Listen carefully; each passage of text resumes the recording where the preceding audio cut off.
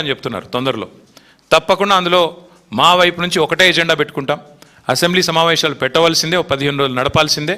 ఆ 15 రోజుల్లో తప్పకుండా తెలంగాణ యువత ముఖ్యంగా ఏదైతే ఇవాళ ప్రశ్నిస్తున్నదో 2 లక్షల ఉద్యోగాల గురించి తప్పకుండా దాని ఒక ప్రధాన అంశంగా, ప్రధాన ప్రతిపక్షంగా మేము పట్టుబడతాం, ప్రభుత్వాన్ని నిలదీస్తామని చెప్పి కూడా యువతకి విజ్ఞప్తి చేస్తూ, దయచేసి ఎవరు కూడా తనువు చాలించవద్దని, దయచేసి ఎవరు కూడా ఆత్మస్థైర్యాన్ని కోల్పోవద్దని మళ్ళొకసారి ప్రార్థిస్తూ మీ అందరికీ ధన్యవాదాలు.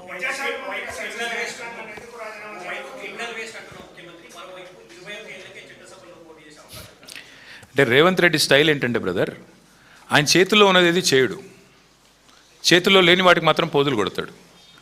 మంచి సామెతోటి ఉంటుంది, ఇక్కడ మీకు తెలుగు వచ్చిన వాళ్ళకి బాగా తెలుస్తుంది. గాలికి పోయే పేలపిండి కృష్ణార్పణం అన్నాడు టెన్కెట్కోడు. మన వల్ల అయ్యేది లేదు, పోయేది లేదు. 21 ఏళ్లకు చట్టసభలో అడుగు పెట్టాలని నిర్ణయం చేసేది పార్లమెంటు. శాసనసభలో తీర్మానం చేస్తే ఏమి, చేయకపోతే నేను అడిగినోడు ఎవడు. నువ్వు చేయాల్సింది ఏంటి రేవంత్ రెడ్డి?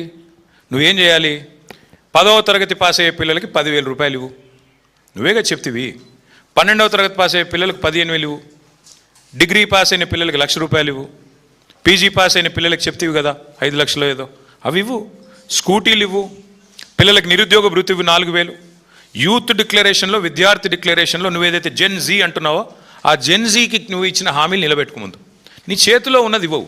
ఇప్పుడు ఇట్లాగే బీసీ రిజర్వేషన్ విషయంలో కూడా ఇట్లే మోసం చేసినాడు. రిజర్వేషన్లు అని చెప్పి ఇక్కడ తీర్మానం పాస్ చేస్తాడు, ఢిల్లీకి పంపుతాడు, మోడీ ఆపాడు అంటాడు. మరి బీసీలకు 1,00,000 కోట్లు నువ్వే ఇవ్వాలి కదా, నువ్వు ఇచ్చిన హామీనే కదా, అదెందుకు ఇవ్వవు? పోనీ బీసీలకు 42% వాటా ఇస్తాను ప్రభుత్వ కాంట్రాక్ట్లలో, అవెందుకు ఇవ్వవు? నువ్వు ముందు నీ చేతుల్లో ఉన్నవి, నీ చెప్పు చేతుల్లో ఉన్నవి, నీ ప్రభుత్వ ఆధీనంలో ఉన్నవి వాటిని నెరవేర్చు. పిల్లలకు కూడా నేను అనేది, ముఖ్యమంత్రి గారు నీ తీర్మానం నాలుక గీకేసి పారేసుకోవడం కూడా పనికిరాదు. నీకు తెలుసు, నాకు తెలుసు. అది నువ్వు ఇవ్వాల్సింది, నువ్వు చేయాల్సిన పని ఏంటి?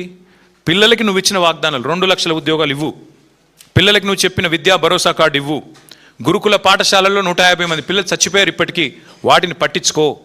విద్యా హక్కు చట్టాన్ని తుంగలో దొట్టే విధంగా మాట్లాడుతున్నావు.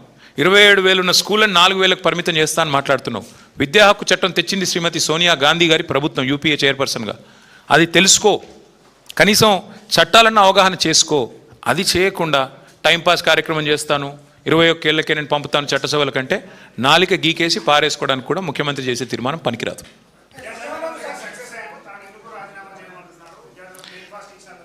సక్సెస్ అంటే 150 మంది పిల్లల్ని గురుకులాల్లో చంపడం సక్సెస్ అంటే మేబీ రేవంత్ రెడ్డి గారి కొలమానం అది కావచ్చు, లేదా ఎండ్రిని తాగి చావండి అని చెప్పడం కొలమానం కావచ్చు తెలంగాణ యువతకి, లేదా 2 లక్షల ఉద్యోగాలని చెప్పి మోసం చేయడమే కొలమానం కావచ్చు. ఏ రకంగా సక్సెస్ అయ్యాడు, దేనిలో సక్సెస్ అయ్యాడు ఆయన, ఏ విషయంలో సక్సెస్ అయ్యాడు మీరు చెప్పండి, నాకు నేను కూడా విని నేర్చుకుంటా. ఎందులో సక్సెస్ అయ్యాడు? మేము సీఎం బ్రేక్ఫాస్ట్ స్కీమ్ అని ప్రవేశపెడితే 2023లో దాన్ని 2 ఏళ్ళు ఆపిన సన్నాసేవుడే. మా ప్రభుత్వం స్టార్ట్ చేసిన పథకాన్ని 2 ఏళ్ళు ఆపి మళ్ళీ తిరిగి ప్రారంభించినట్టు యాక్టింగ్ చేసి ఇవాళ అదేదో ఆయన చేసినట్టుగా పోజులు కొడితే ప్రజలు అంత ఈజీగా మర్చిపోతారు అనుకున్నారా? అది కేసీఆర్ ప్రభుత్వం ప్రవేశపెట్టిన పథకం. 2 ఏళ్ళు ఆపిన దుర్మార్గుడు రేవంత్ రెడ్డి. ఎస్ దీపిక, एक minute.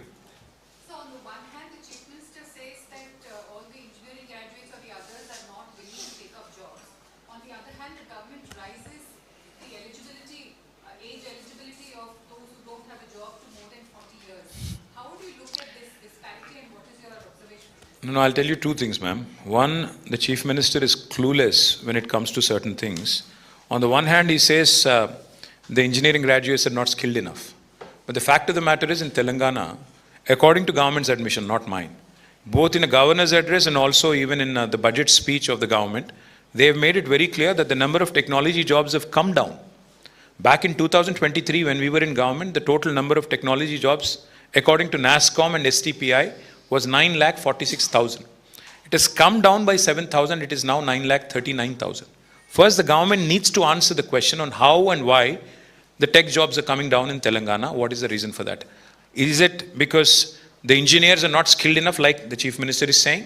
Or is it because the education ministry has failed? Or is it